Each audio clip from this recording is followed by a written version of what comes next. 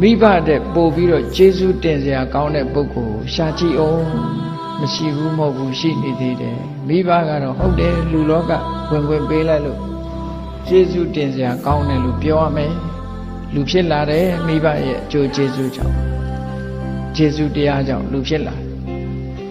ဒါဖြင့်မိဘတဲ့ပို့ပြီးတော့ကျေးဇူးတင်စရာကောင်းတဲ့ပုဂ္ဂိုလ်ကိုမြတ်စွာဘုရားထောက်ပြထားတာရှိတယ်ဒါကြောင့်မို့နော်ကျေးဇူးတရားအကြီးမားဆုံးပုဂ္ဂိုလ်၃မျိုးဆိုတာမြတ်စွာဘုရားဟောထားတာရှိတယ်အဲ့ဒီထဲမှာမိဘပြောလို့မဟုတ်ဘူးအကြီးမားဆုံးပုဂ္ဂိုလ်၃ဦးဆိုတာဘယ်လိုပုဂ္ဂိုလ်လဲမိမိကိုဖရာတရားတန်ခါယရဏ၃ပါးကိုးကွယ်စိကတ်တတ်အောင်လမ်းညွှန်ပြသတဲ့ပုဂ္ဂိုလ်အဲ့ဒီပုဂ္ဂိုလ်ဟာကျေးဇူးရှင်တွေထဲမှာတော့ကြီးမားတဲ့ကျေးဇူးရှင်တစ်ခုသူ့ရဲ့ကဲ့တင်မှုဟာအလွန်ကြီးမားတယ်လို့ဒီလိုပြောအကယ်၍ကိုးကွယ်မှုမှားသွားရင်ဒီပုဂ္ဂိုလ်ဟာဒုက္ခရောက်သွားနိုင်တယ်မှန်ကန်တဲ့ကိုးကွယ်မှုမှန်ကန်တဲ့လမ်းကြောင်းမှုတင်ပေးလိုက်လို့ဘုရားကိုကြည်ညိုတတ်လာတယ်တရားကိုကြည်ညိုတတ်လာတယ်သံဃာကိုကြည်ညိုတတ်လာတယ်ဆိုတဲ့ပုဂ္ဂိုလ်ဟာမြတ်စွာဘုရားဟောတဲ့အတိုင်းယေကေစီဗုဒ္ဓံတရဏံကတာတေနတ္တိဂမိတ္တန္တိအပါယဘူမိဘုရားတရားသံဃာကိုယ်ဝဲစိတ်ကတဲ့ပုဂ္ဂိုလ်ဟာပယ်လေးပုံမရောက်ဘူးလို့များစွာကဲအပယ်ကနေကဲတင်ပေးရမကြဘူးလား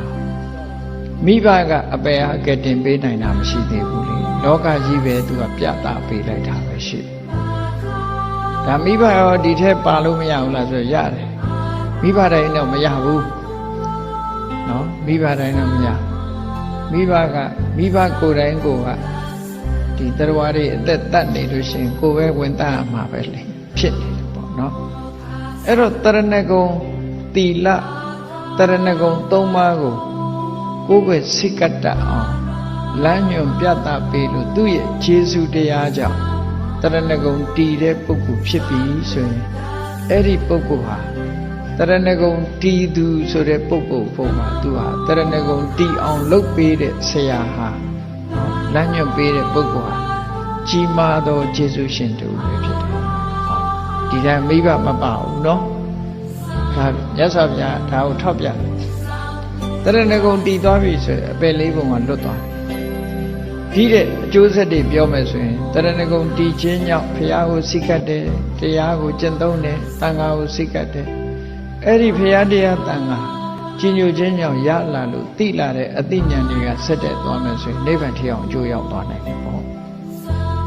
အပယ်လေးပုံကလွတ်ရုံနဲ့မကဘူးနောက်ဆုံးမှတန်တရားဝဆင်းကလွတ်ကင်းနိုင်တယ်ဆိုတဲ့အကျိုးကျေးဇူးထီအောင်ကျေးဇူးပြုတာဖြစ်သောကြောင့်ဒီပုဂ္ဂိုလ်ဟာကျေးဇူးတရားအကြီးမားဆုံးသောပုဂ္ဂိုလ်သူအဲ့တော့အတိအသီးလူတိုင်းဟာကိုယ့်အတွက်ကျေးဇူးတရားအကြီးမားဆုံးပုဂ္ဂိုလ်ဘယ်သူလဲကိုယ့်ဥစ္စာငါဟာဘု து ကြောင့်ဘုရားတရားတန်ခါယရဏ၃ပါးဆိုတဲ့ကြည်ညိုမှုလေးစားမှုဆိုတဲ့အသိဉာဏ်ကိုရပြီးတော့ကြည်ညိုကိုးကွယ်တာလဲလို့ဆိုတာကြည့်လိုက်လို့ရှိရင်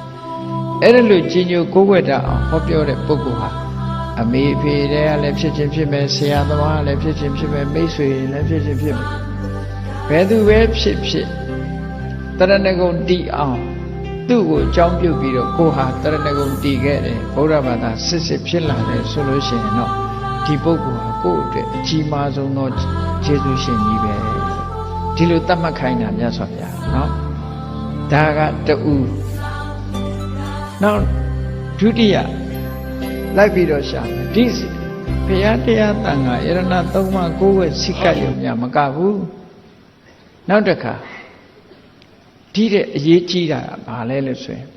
အမှန်တရားကိုသိဖို့အရေးကြီးတယ်ဘုရားတရားကိုယ်ဝဲဘုရားတရားတန်ခါယရဏကိုယ်ဝဲစိတ်ကပ်တယ်ဆိုတာလမ်းကြောင်းအမှန်ပေါ်ရောက်ရုံနဲ့ရောက်သေးတယ်သို့သောအမှန်တရားကိုသိမှလမ်းမချော်မှာဖြစ်တယ်ပေါ့ကြည့်တယ်ဘုရားတရားတန်ခါတော့ကိုယ်ဝဲကြပါရဲ့လမ်းချော်နေတဲ့ပုဂ္ဂိုလ်တွေအများကြီးရှိတယ်အဲ့ဒါလို့လမ်းမချော်အောင်အမှန်တရားကိုသိအမှန်တရားဆိုဒီမှာသစ္စာ၄ပါးကိုပြောတာဒီနေရာမှာသစ္စာ၄ပါးဆိုတဲ့အမှန်တရားကိုမသိဘဲနဲ့တန်တရားဝကလွတ်တယ်ဆိုတဲ့ပုဂ္ဂိုလ်မရှိဘူးမြတ်စွာဘုရားကိုယ်တိုင်ကနေပြီးတော့ ယဟန်တော်တွေကိုဆုံးမဟောကြားပေးတာရှိတယ်ဟောဒီသစ္စာလေးပါးကိုမသိလို့တဲ့ငါရောသင်တို့ရောတန်တရားထဲမှာကျင်လည်ခဲ့ရတဲ့ဘဝတွေမြောက်များလှပြီအနမတက်ကတန်တရားတစ်ခွင်မှာဟောဒီသစ္စာလေးပါးကိုမသိလို့တို့တွေကတန်တရားလဲလာခဲ့ရပြီလို့မြတ်စွာဘုရားကဒီလိုဟောတာစတုဏံအရိယသစ္စာနံယထာဘူတံအဋ္ဌတနာသစ္စာလေးပါးကိုအမှန်မမြင်လို့